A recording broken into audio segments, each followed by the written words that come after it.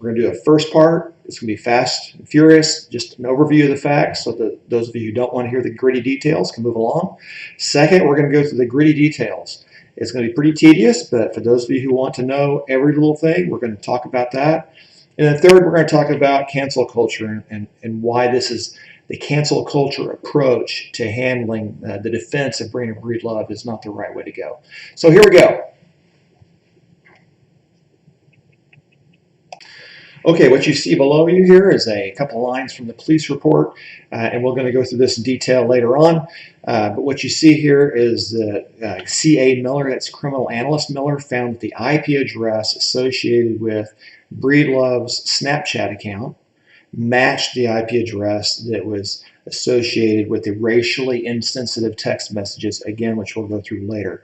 So Briana was using the Pinger application in a phone that was using the IP address of her house or her home where she lives with her grandmother.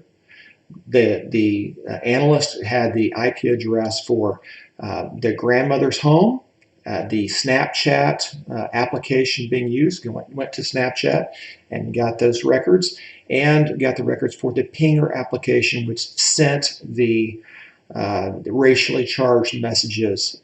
All of these the same IP address. Briana did it all from her home. At the same time, the Campbell girls and their mother, none of them had an active phone at this time. None of them had Pinger installed on their phones, which they turned over to the cops as soon as they were requested it whenever Briana made her first allegations against them. So they handed their phones over. Briana still has not handed her phone over. And that's how we know. That's the short answer. Now we're going to go into the longer answer. Okay, the story begins July 4th last year, Independence Day. In celebration, Miss Campbell poses with a picture of her boyfriend, and he has a Trump Pence shirt on, and it's just a picture of them in front of a door on Independence Day. And that is literally what begins this entire discussion. Now, her classmate, Briana Breedlove, they go to high school together. They have a discussion after this photo is posted, and where Briana expresses her displeasure, and they have a little discussion just like you'd see on any other social media. Then it all dies. But then on the 6th, Briana decides that she's going to just make a statement about this, and this is how it goes. I don't think y'all understand in your tiny, puny, racist, inbred ass, Trump supporting brains how much suppressed anger and violence I have from my childhood that will cause me to fucking murder all of these racists. So y'all need to let Callie and her little sister that speaks for her know right here, right now, I'll curb stomp that bitch and make her sister eat her teeth. Don't try it because I'm not the one.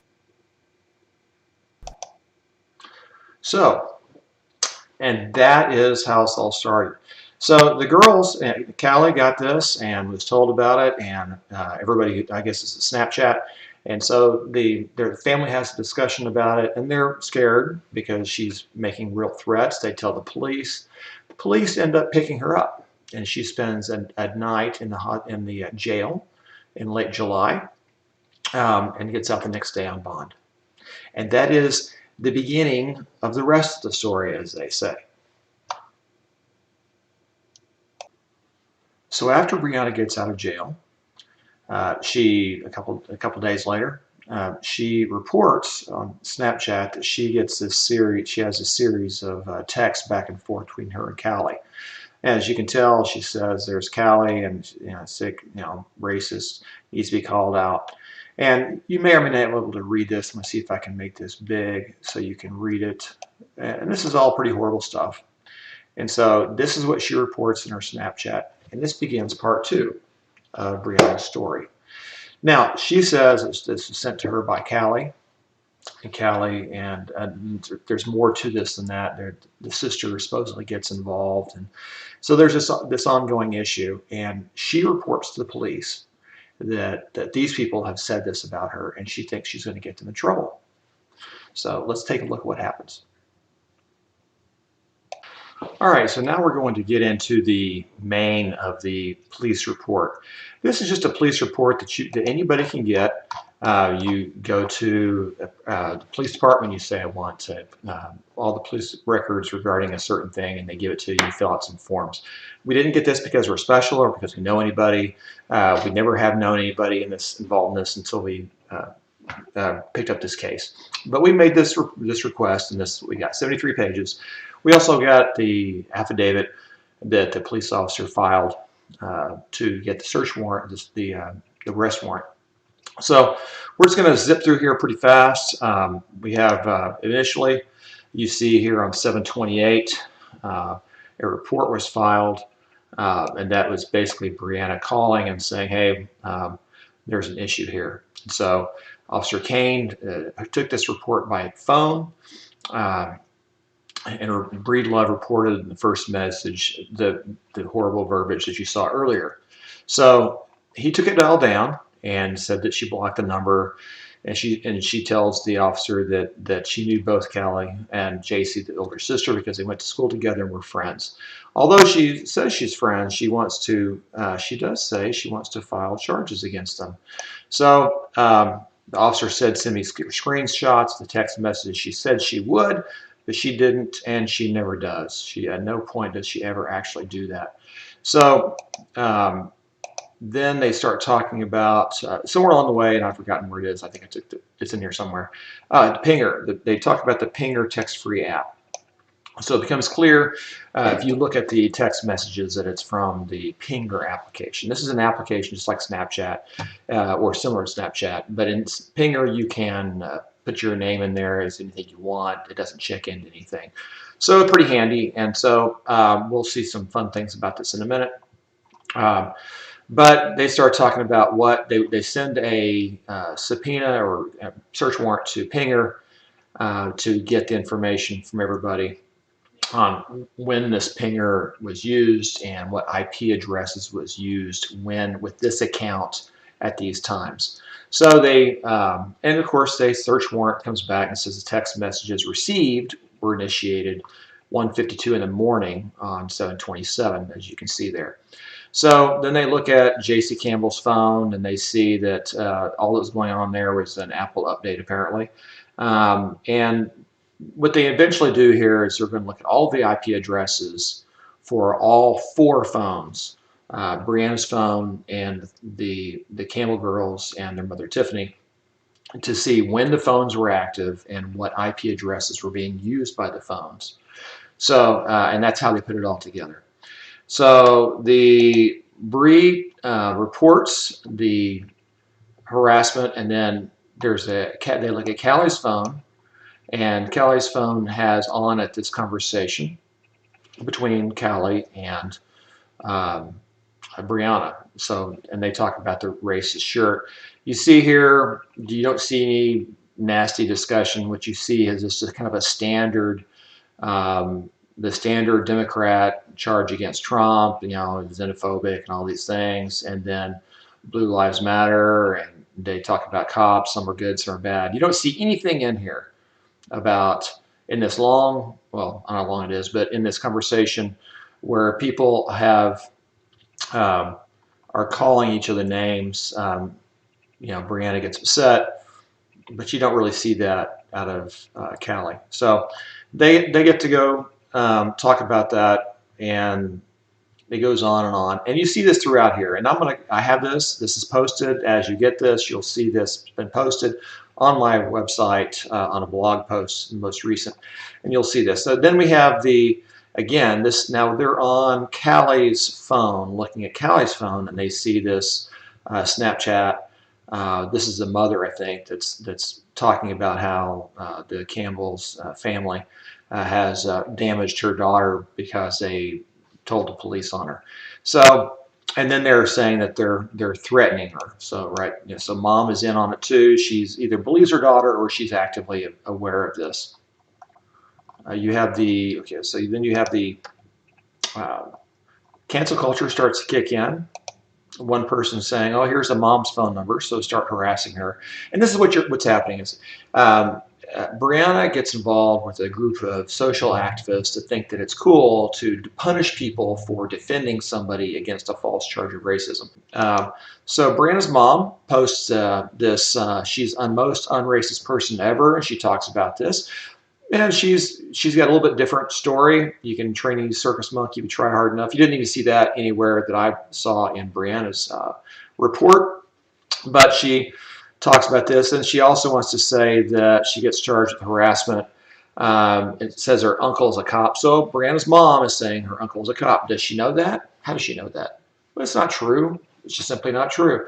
Now, if she was a cop, would it make a difference? Maybe it would, maybe it wouldn't, but it's simply not true. So things should have truth to them before we start acting on them. But that's her story. So, and then cancel culture starts to kick in. We need to all leave bad reviews. So that's part of what they do here, right?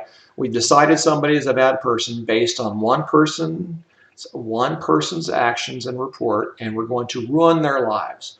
So this can, and this is, and I just picked this one out because it was easy to see. But many emails, many bad reviews to the family's various employers, and so they all take a hit financially, and that's what the defamation suit's about. Is you got to pay damages for the damage that you do to people. Then we have some more of this. The mom's somebody's saying that the uncle is a cop, and they're going to shoot somebody, and nobody will think twice because he's a cop. I don't know what these people believe or don't believe, but I do think that at some point somebody ought to say, is this true or is this not true? Bree apparently apologizes at one point, and I'm not sure why, but it's a strange kind of an apology. It's an apology about her overreaction to the discussion that she had with Callie, and she admits that she did threaten them, but she says it's in response to being called things, even though she was never called these things. So it's an apology to an overreaction over things that never happened, which is kind of odd. If you just stop hurting yourself, I know she's young, but you can't just dodge that. You can't do this kind of damage to people. We start seeing that the Instagram IP address was the same as the one used by the pinger application. Okay, so Breedlove's Instagram account for IP address is the same IP address used to send the text messages via the pinger text-free application. Okay, this is the problem, because who has access to the IP address? We're going to find out that that's grandma's address. That's where apparently Briana lives with her grandmother, and so that is the address where grandmother lives. There are some interesting things that pop up in this because what the cops did is they took all of the Campbell's girls' phones and their mother. They took all three phones and looked at them over basically the month of July to see everything that was in there. And so part of the conversation is the conversation where mom says, "Please tell me you didn't send this." No kidding. What parent wouldn't have had this exact same reaction? And then you see the recounting of the fake conversation. Call me, let's talk about this, what's going on, this is fake, I can't believe they do this, I don't talk that way, and it continues on. So she says, deactivate everything, we're going to talk to the cops about this, and then you see other people that are responding to this because they're buying into it. Okay, so on December 1st, Pamela Miller with the Denton Police Department starts to put it all together. She starts looking at and seeing that Beverly Zemsik's address, which is where there's another discussion with Briana, and they find that the Zemsik's IP address is the same as the Snapchat, and then they find that the pinger addresses for the pinger phone number were obtained, and it's the same IP address that is with Beverly, the grandmother's house. So the same IP address is used to send the messages from the phone number, from the pinger application, to Breedlove's cell phone number. And it's the same number used by the Snapchat account. So there's your real problem, is that it looks as though she's using the same thing everywhere. It's the same IP address. The detective then summarizes it all, This is, again, this will be the last few pages of the document that I post. And he just tells a story. July 29th, he was assigned this terrorist threat made by Briana Breedlove. And then he finds out that it's just part of the story again. He saw the post on July 4th. They had a conversation on the 6th. And then the detective says, hey, you guys need to establish boundaries. And people get into, friends get into fights sometimes. Don't let it get too overwhelming.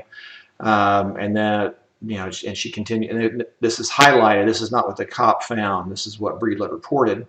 And then that's what the cop puts in his report that she said. And then Breedlove says that Jussie continues to make racial slurs. Nobody has ever seen any of these racial slurs. They weren't on her phone at all. And there's been no viewing of these racial slurs on any site except Briana's imagination in this report. Never shown it to anybody. So Breedlove, and I go interchangeably between Briana and Breedlove just because that's what I'm doing, but I'm not meaning it either way by it.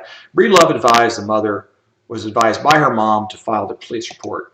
And so the grandmother reasonably says, hey, what about this? Last time something like this happened, my granddaughter went to jail.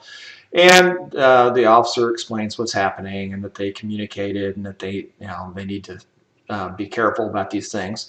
And then the officer, I asked Breedlove if she still had those communications. Breedlove advised she still has the text messages. Never turn them over. And they talk about the attorney. The attorney says, we're not going to give you anything. And let me tell you something. If you were accused of something and you did or did not do it, I'm not going to think badly of you either way if you don't give it to somebody. But if you want to make an accusation against somebody and say somebody did something wrong and describe what that is and then not provide the phone, I got a problem with that. So if you're on the defense, that's fine. But if you're on the offense, you're obligated to prove your case, so to speak. So Campbell's, again, Breedlove says they're making threats to her. They don't show him anything. And then the officer says, hey, you need to let us use your cell phone number. And this is what the Campbells did. The Campbells said originally in early July, this is what this girl did. Here's our phones. This is what they did. And that's what led to Breedlove's arrest. If you want to put them in jail, you need to do the same thing. Never does it. Never does it. So then they talk about the Snapchat records and they look at the phone number that they find, the 6174 phone number. That is the last four of the Pinger application phone number. And they just probably look through some sort of database of phone numbers and they find that's associated with Briana Breedlove. But I get the idea that that's some sort of ordinary background check that kind of gives you an idea, but it's not dispositive. It doesn't really tell you anything. So then he wants to confirm, yes, and it says 61744 over here. That's a repeated 4 in an accident. So then he finds out the 6174 number is associated with Pinger. Again, this is going back in time, telling the story over. And what's funny here is that the detective says, so we didn't know about this. So we went to and I got together with this other detective. We downloaded the Pinger and we recreated the same thing that Briana did. The conversation between two people, two different individuals, and it's really just one. So once he realized this was the gig, he sent search warrants to Snapchat and Pinger, sent those warrants to appropriate companies. This is going back to August.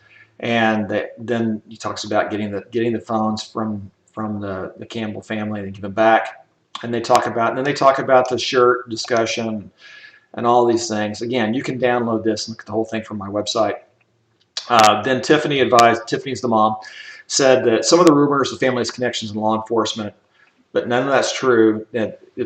That's just not true. That's just the rumors. So, and so the rumors have all come from fake text messages about keeping monkeys in cages and things like that. So that's what that was. And of course, the truth is the cops have all three of the phones and they can see the internal conversations between these girls.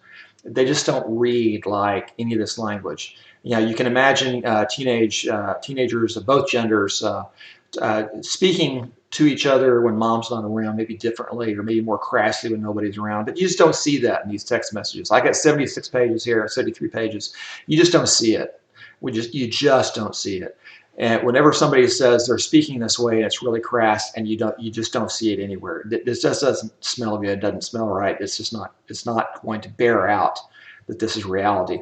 So the detective and the folks investigating this asked several times for the cell phone. They never get it. They never give it to her. They refuse to. They finally get the information from Pinger. It all comes together. The email address is hidden here. I suspect that we know whose email it belongs to, but I don't know that. This was blacked out, by the way. When you read this, why did he redact this versus that? I redacted some of these numbers because they're just private phone numbers. They're not part of the scene. But a lot of this came to me redacted. This is part of it came redacted. The part that I've got that I put up has got redactions from me and from the officers. But it's just private information that's ancillary that nobody cares about. Anyway, and that's the way it goes. Interestingly enough, they try to get information from Apple, who is useless, and Google, which is also useless.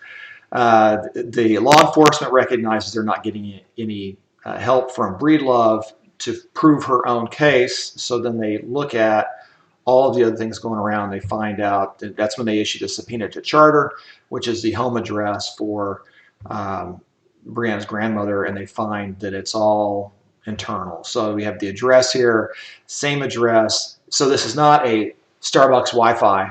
This is she's at her home. Somebody who has access to her home network, her home IP address is using this to send these messages. So it is not a surprise that she doesn't give over her phone. And of course, everybody understands that Briana is the granddaughter to Beverly, and the mom, Christina, is the other person that's getting involved. And there's just more of the same, and it goes on like that. But the Miller looks at it and says, I did not observe any communications where Jussie, Callie, or Tiffany referred to Breedlove as being a monkey or a slave or anything like that. And she says, oh, the cell phone that we're talking about, one of the phones we're talking about is a prepaid track phone. And then, of course, they talk about, they figure out that the IP associated with the Snapchat account matches the IP address associated with the text messages. And then that results in an arrest warrant for Briana. And that's the way it goes. So what do we know now? We know that the Campbells are innocent.